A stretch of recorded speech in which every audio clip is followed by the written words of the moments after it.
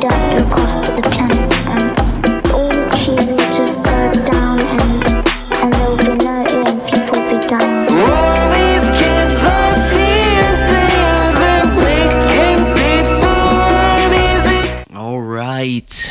Welcome back to episode 4 of my deep dive into my Stranger Than Fiction EP. Yeah, this is the 4th song on the album. It's called Zimbabwe. I know a lot of people got to me and said that was their favorite on the track. I'm glad it was. It was probably a little bit different than the rest of the tracks on the album, I think. And it's one of my favorite all-time stories in UFO lore, for sure. This story, it's almost undeniable when you hear it. It's kind of hard to believe that anybody wouldn't take it a lot more seriously. All right, so without further ado, Zimbabwe. So throughout the whole week in Zimbabwe there, they were getting reports of weird things in the skies, meteors, everybody was presuming. You can find lots of newspaper headlines and stuff claiming that meteors were in the sky. Anybody who's investigated those meteors would tell you those aren't following the typical meteor trajectory. Meteors typically following an arc and these running parallel. Besides the whole point of meteors, people were seeing they're seeing lights, they're seeing metallic objects, silvery objects, discs, orbs. They're seeing all sorts of things, and it concentrated during this particular week in Zimbabwe. So as the children were enjoying their recess, it was an extended recess that day because the teachers were all having a staff meeting. So the kids got an extended recess. A group of boys playing soccer are a little bit oblivious to a streak of light overhead. They continue playing their game, but a crowd of children have gathered on the log. The log is being a familiar place for all of the students there. As a small group of children were gathered around the log, a commotion was stirring up. A lot of other students ran over to make sure nobody had gotten hurt or whatever was happening, right? At this point, we have 60 plus school students sitting here. Nobody expected to see about 200 meters away on their cross-country course, a silver disc had landed amongst the trees. As the children all huddled for a closer look, they noticed these beings had large black eyes, maybe protruding a little bit. They didn't notice any noses or mouths from the distance that they were. One of these beings had long hair, and one of these beings had no hair. They were wearing a sleek black suit, and these two beings were sitting outside a very otherworldly craft. The craft was described as a dome-shaped craft with a platform around the dome.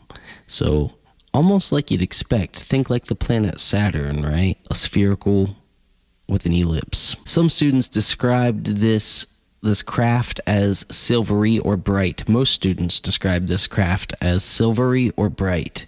One student particularly described the craft as appearing natural, not man-made. She would say that the craft wasn't silvery, but it was reflective, like water, like the surface of water. The beings outside of the craft were staring fixedly at the children.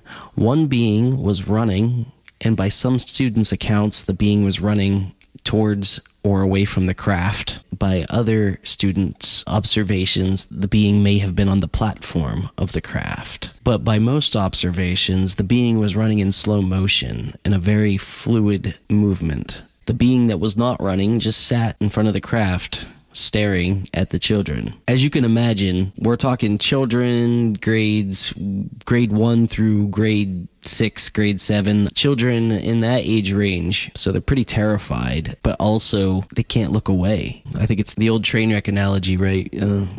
Horrifying, but you can't look away. These beings they observed were smaller. They were described as being shorter, maybe around a grade 6 student, 3.5 feet tall, maybe by some accounts. And they were very pale white. One student even described their appearance as being kind of plasticky or like overly Botoxed.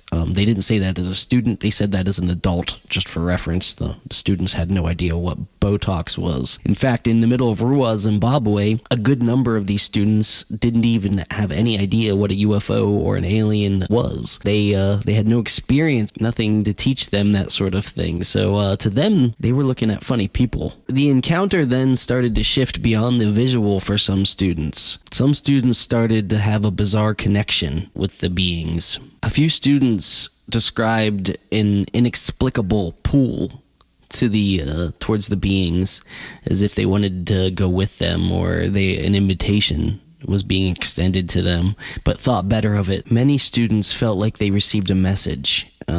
It was conveyed.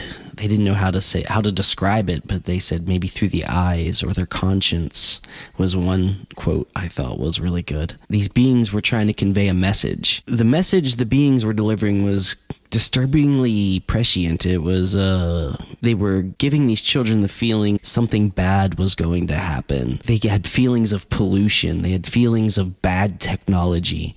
They had a hard time describing exactly what they were being told. They were feeling as though they were being told the future of Earth was not on a good trajectory and changes needed to be made. One little girl was quoted as saying, and you'll hear in my song, I use this quote, that all the trees would go down and the air would go away and people would just start dying. Also, I think it's important to note that these beings seem to be delivering a warning, not a solution. They weren't offering any kind of hope or any kind of help. They were just simply stating. Ultimately, these crafts started buzzing. They described it like mechanical bees but the noise grew loud and scared the children, and they all ran for the school for their teachers.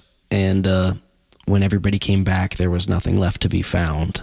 This event started taking off a little bit, and it reached the halls of Harvard, where Dr. John Mack, who is head of the psychiatry department at Harvard. He has 30 plus years of experience in adult and child psychology, and he thought that he would go lend his expertise to the situation. John Mack went the whole way to Ruwa, Zimbabwe, to interview these children. After conducting a very in-depth review of all the students and the faculty in the building, he looked at all the pictures the students had drawn, all the stories they had written about the event. John Mack came to the conclusion that these children were telling the truth. It's very difficult for 60 plus kids to tell a lie and not break from it. It's very difficult for one of them. I'm talking even like grade 1, grade 2, little kids. You think they're not going to break under pressure of so much adult attention? Nobody. Everybody maintained what they saw was real. All of the kids shared their experiences, and they were from their own perspectives of something very similar, but nobody was telling the exact same story, and that adds credibility. If somebody created a lie on the playground for everybody to tell, then everybody would tell the same lie. But all these kids were telling their own version of the story from their own vantage points through their own lens of their own eyes. They all drew pictures of a similar craft. They all drew pictures of similar beings, but they were all through their own lens, through their own eyes. And the story and the accounts and the fear associated with the event was all their own. After John Mack reached this startling conclusion that these kids were being honest, he held a town hall style meeting. When he delivered this news to the community, it might not have been as well received as you would think. Adults have a very large tendency to not believe children. It's very easy for someone to be like, they're just kids, right? They're making up stories. On top of that initial hill that kids have to climb, the topic is difficult to talk about. There's not a lot of references for these Zimbabwe kids to be able to compare it to. There's not a lot of things for them to be able to share, and they don't know how to relate or convey the message. And whenever your third grader comes home from school and says, "Mommy, I saw an alien at school today," your first tendency is going to smile and say, "No, you didn't." So when John Mack delivered this message at the town hall to the community, Most people were either afraid, still non-believing, or just completely unwilling to accept it or look into it any further. Everybody seemed to bury it. One family even moved to Canada to escape the whole reality of it all. And to these children, that was a traumatic thing. You can hear them talk today that after seeing something, all of them seeing something, and then having some of the most important people in their lives never believe them, and not having a way to actually internalize what they've seen and have a place to put that, it caused a lot of they caused them to act like victims, really. The same way that a victim acts, where they're almost ashamed of talking about what they've seen or what they experienced, which is not a good scientific method, mind you. Stigmas have to fall to do real science here. And ultimately, John Mack's career really suffered here. John Mack's fellow academics started calling him fringe science and started saying that John had gone off the rails and that they had hoped that he'd come back to reality soon. And they're making open public statements. There's newspaper articles, everything. John Mack's reputation is just getting dragged through the mud at this point. John Mack reasserts his point and does not back down. And the dean of Harvard actually takes his side in this matter. The dean of Harvard says it is every academic's fundamental right to be wrong, and it's up to the academic community to prove John Mack's claims wrong. And I think, I literally just got goosebumps saying that quote, because that's the way it should be, right?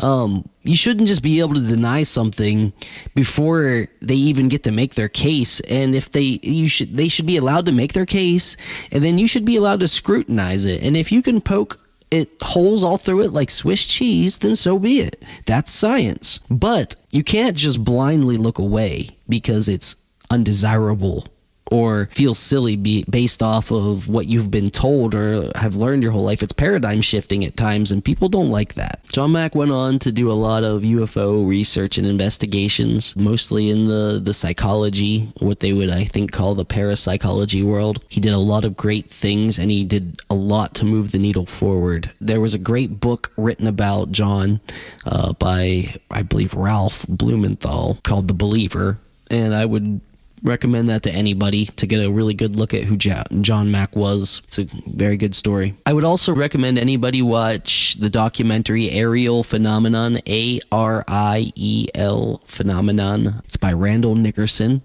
It was a really well put together documentary about the case. It's very in depth. It has great interviews all through it with the school children and as adults. I can't recommend it enough. It also follows a little bit of the narrative of Tim Leach, a BBC correspondent that he covered a lot of wartime settings, so he was in the thick of it in Africa in some really dangerous situations as a fallout from the whole as he started reporting on what was happening in Ruwa. The BBC ultimately let him go, and he blames that moment, and he goes on to say he does not regret it either, because it was a paradigm shifting moment for him. A lot of the people involved in this case have already passed, but there's a lot of students that are our age, my age, that are just scattered across the world because of political upheaval in Zimbabwe. They're just all over the place, but they maintain their stories to this very day. John Mack maintained his position to the day he died, and as far as I'm concerned, what happened in Ariel School happened. The interesting thing about this entire case is that these kids in the early 90s in the middle of nowhere, Africa, were given a message about our climate, our environment, and that message has been coming truer and truer every year since that event. I think it's safe to say what's happening is potentially very real. I'm much more inclined to believe 60 children in Africa before I'll believe any government official.